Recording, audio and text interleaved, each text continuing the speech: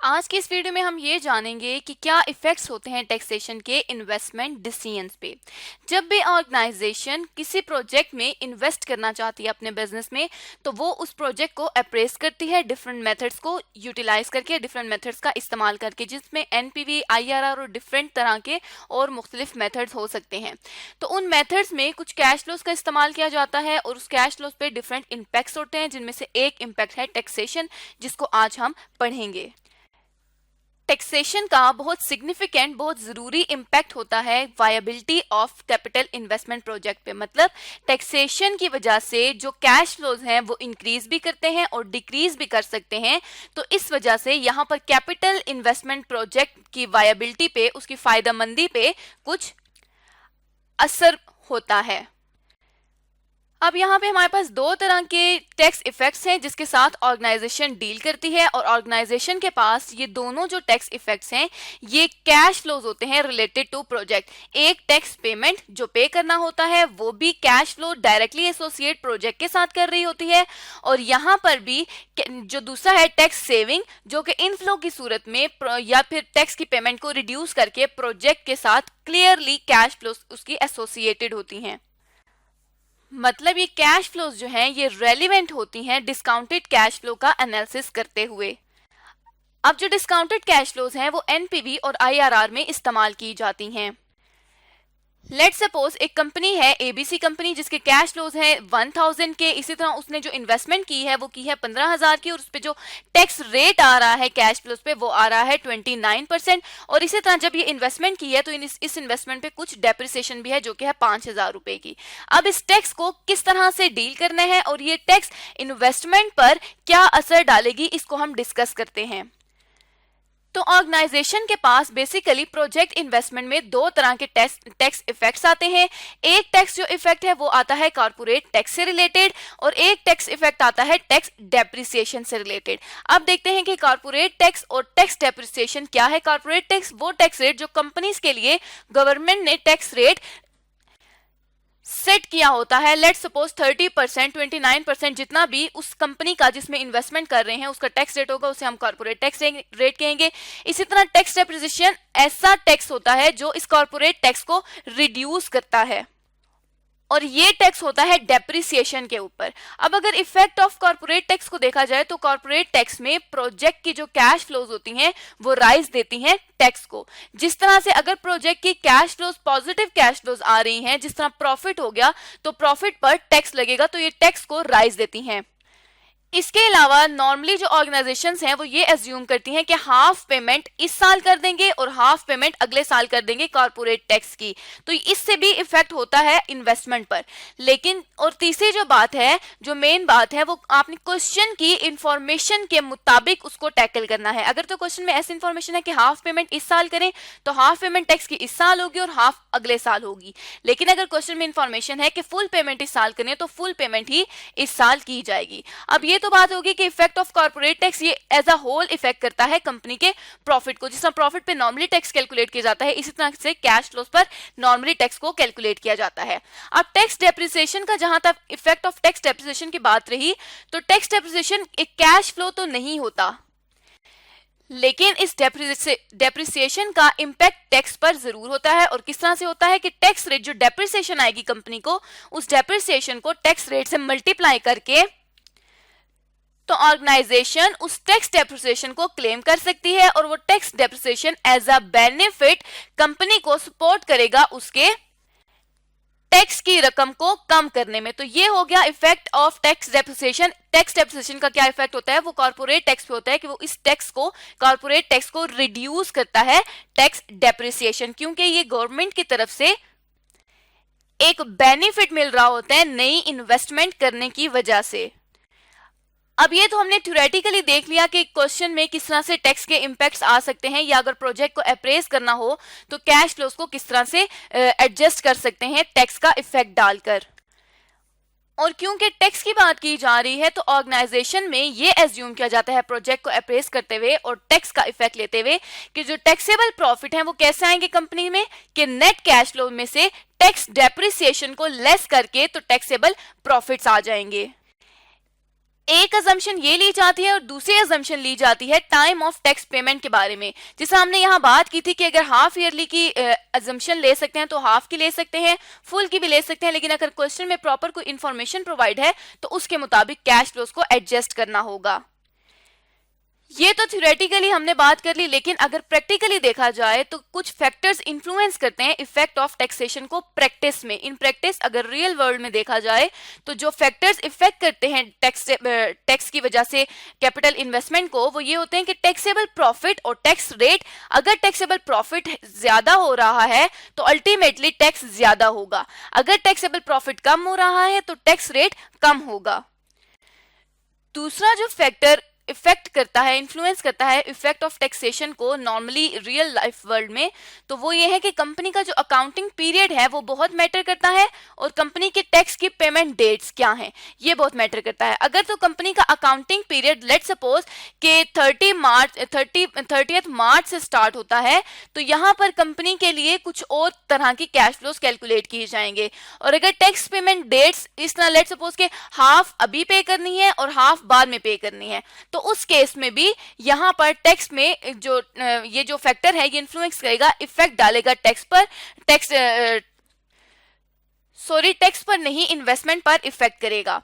इसी तरह से उसके अलावा जो फैक्टर इन्फ्लुएंस करता है इफेक्ट ऑफ टैक्सेशन को इन प्रैक्टिस में, वो ये कि क्या वो एसेट क्वालिफाई कर रहा है टैक्स डेप्रिसिएशन के लिए, मतलब क्या उस एसेट के ऊपर बेनिफिट मिल सकता है या नहीं मिल सकता। अगर तो बेनिफिट मिल सकता है तो उससे जो टैक्स है वो रिड्यूस हो जाएगा, और अगर बेनिफिट नहीं मिल सकता तो अल्टीमेटली जो टैक्स है वो इंक्रीज हो जाएगा। तो इसकी वजह से भी टैक्स जो है वो इंक्रीज या डिक्रीज हो सकता है। अब अगर देखा जाए तो एक परफॉर्मे के थ्रू देखते हैं कि टैक्स की कैलकुलेशंस किस तरह से की जाती हैं अगर प्रेजेंट वैल्यू कैलकुलेट करनी हो या कैश फ्लोज को कैलकुलेट करना हो।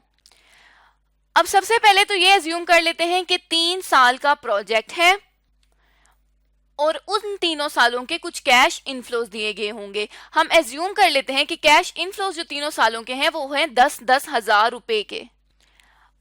अब जैसे कैश इनफ्लोज हैं इसी तरह ऑर्गेनाइजेशन के कुछ कैश आउटफ्लोज भी होंगे, और एज्यूम हम ये कर लेते हैं कि जो कैश आउटफ्लोज हैं वो 5-5 हजार रुपए के 3 सालों के आउटफ्लोज हैं। अब ऑर्गेनाइजेशन में ये कैश इनफ्लोज जो हैं ये सेल्स की सूरत में भी दिए गए हो सकते हैं और सेविंग्स की सूरत में भी दिए गए हो सकते हैं, और ये जो कैश आउटफ्लोज हैं ये एक्सपेंसेस की सूरत में दिए गए हो सकते हैं।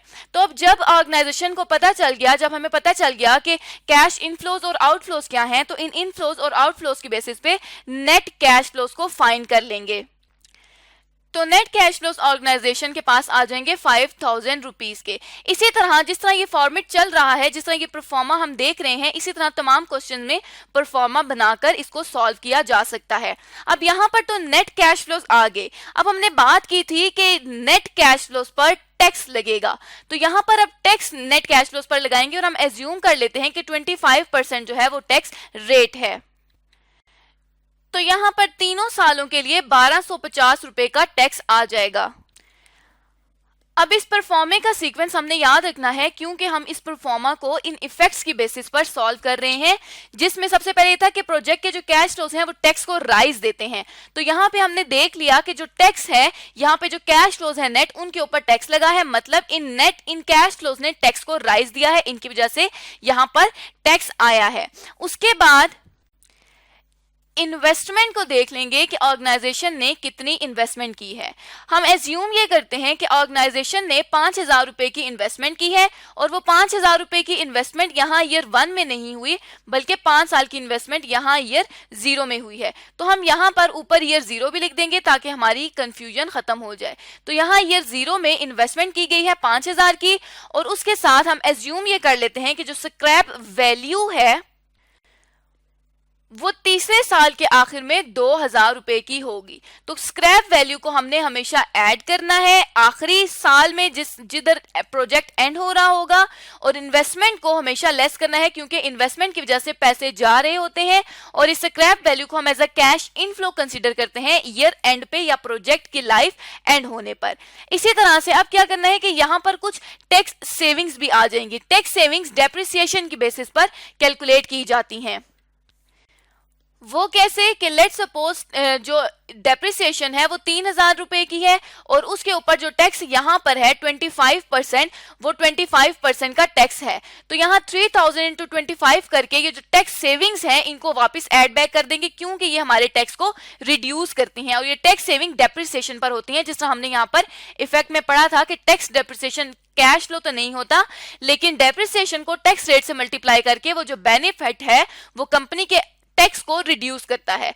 तो यहाँ पे हम वही काम कर रहे हैं कि टैक्स तो हमने यहाँ कंसीडर कर दिया, लेकिन अब 3,000 पर 25% लेके जो कि 750 है, इसको हम यहाँ पर तीनों सालों में ऐड कर देंगे। ईयर जीरो में ऐड नहीं करेंगे क्योंकि ईयर जीरो में डेप्रिसिएशन नहीं लगेगी। इसी तरह से अब ये जो डेप्रिसिएशन है उसके टैक्स सेविंग्स के बाद क्या करेंगे कि वर्किंग कैपिटल को इनकॉर्पोरेट करेंगे और वर्किंग कैपिटल के बारे में जो इंफॉर्मेशन दी गई है उसके मुताबिक करेंगे। यहाँ हम एज्यूम कर लेते हैं कि 200 का वर्किंग कैपिटल ईयर टू में अप्लाई किया गया है। तो वर्किंग कैपिटल जब अप्लाई किया गया है तो कंपनी में पैसे लग रहे हैं प्रोजेक्ट का ये एक एक्सपेंस टाइप है, तो इसको भी हम लेस करेंगे। उसके बाद इन तमाम ये जो कैश फ्लोज आए हैं, इन तमाम कैश फ्लोज की बेसिस पे अब net cash flows after tax और net cash flows for discount rate हम यहां पर कैलकुलेट कर लेंगे।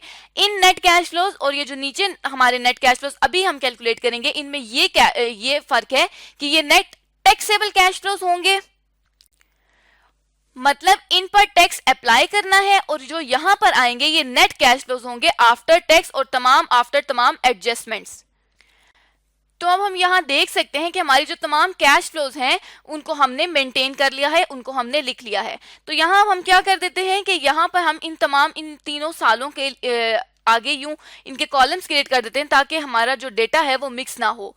तो यहाँ पे तीनों सालों का अब डेटा आ चुका है और अब इन तीनों सालों के लिए क्या करना है कि ऑर्गेनाइजेशन ने इन तीनों सालों के लिए नेट कैश फ्लोज निकालने हैं। यहाँ ब्रैकेट्स का मतलब है कि ये चीज लेस हो रही है और जहां पे ब्रैकेट नहीं है उसका मतलब है कि वो चीज ऐड हो रही है। तो सबसे पहले क्या करना है कि 5,000 में से 1250, उससे पहले ये जो ईयर जीरो है इससे रिलेटेड भी कैश फ्लो लिखेंगे, जो कि 5,000 का नेगेटिव कैश फ्लो इससे रिलेटेड है।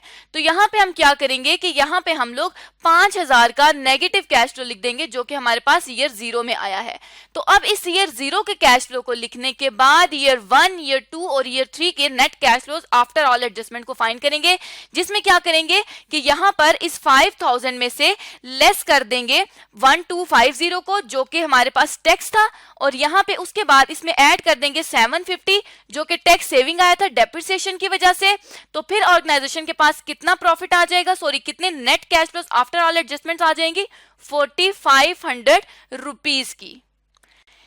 इसी तरह से ईयर 2 के लिए क्या करेंगे कि 5,000 रुपीज में से 1250 को माइनस कर देंगे, 750 को ऐड कर देंगे और 200 वर्किंग कैपिटल के भी लेस कर देंगे, तो ये आ जाएगा 4,300। इसी तरह ईयर 3 के लिए भी उसके नेट कैश फ्लोज लिख लेंगे जो कि है 6,500 के। अब यहाँ पे वर्किंग कैपिटल को क्यों सिर्फ ईयर 2 में लिया गया है, क्योंकि हमने ये एज्यूम किया कि वर्किंग कैपिटल लगा है ईयर 2 में है, और स्क्रैप वैल्यू क्योंकि ये ईयर एंड या प्रोजेक्ट की लाइफ एंड होने पर होता है, इसलिए इसको प्रोजेक्ट की लाइफ के तीसरे साल में डाला गया है। तो इस तरह से हमने नेट कैश फ्लोज तीनों जो हमारे पास साल हैं उन तीनों सालों के लिए नेट कैश फ्लोज फाइंड कर लिए। अब यहाँ पर डिस्काउंट फैक्टर जो है वो हमने लगाना है। एज्यूम कर लेते हैं कि 10% डिस्काउंट रेट है और इस 10% रेट की बेसिस पे यहाँ पे हम फैक्टर को अप्लाई कर देते हैं। तो ईयर 0 पे 10% का फैक्टर आएगा 1, और ईयर 2 के लिए डिस्काउंट फैक्टर किस तरह से कैलकुलेट करेंगे कि 1 plus r raise to power minus n. तो ये क्या होगा कि 1 प्लस आर जो है वो टैक्स रेट है जो कि है 10%, और रेज टू पावर एन पहले साल के लिए निकालना है तो -1 लिख देंगे। तो अब ये क्या हो जाएगा कि 1 प्लस 0.10 10% का रेज टू पावर -1। जब इसको हम मजीद सॉल्व करेंगे तो 1.10 रेज टू पावर -1 करके हम इसका जो आंसर निकालेंगे वो आएगा 0.909 डिस्काउंट फैक्टर। अब यहाँ पर हम ईयर 1 के लिए यहाँ पर 0.909 का डिस्काउंट फैक्टर लिख देंगे। इसी तरह से तीनों सालों के डिस्काउंट फैक्टर्स को कैलकुलेट करके लिख देंगे। अब डिस्काउंट फैक्टर्स भी आ गए और नेट कैश फ्लोज भी आ गए, तो अब क्या करेंगे कि प्रेजेंट वैल्यू निकालेंगे नेट कैश फ्लोज को डिस्काउंट फैक्टर्स के साथ मल्टीप्लाई करने से। तो यहाँ पे जब 4500 को 0.909 से मल्टीप्लाई किया जाएगा तो ये आ जाएगा 4090। 4300 को जब उसके डिस्काउंट फैक्टर से मल्टीप्लाई करेंगे तो ये आ जाएगा 3552 और इसी तरह 4881 आ जाएगा तीसरे साल में। तो ये इस तरह से प्रेजेंट वैल्यूज कैलकुलेट हो जाएंगी और इन प्रेजेंट वैल्यूज का तमाम मेथड में इस्तेमाल किया जाएगा। तो इस तरह से आज की इस वीडियो में हमने जाना कि टैक्स के क्या इफेक्ट्स होते हैं और क्या फैक्टर्स होते हैं जिनकी वजह से जो टैक्स है वो चेंज होता है और इन्वेस्टमेंट डिसीजन जो है वो चेंज हो जाता है।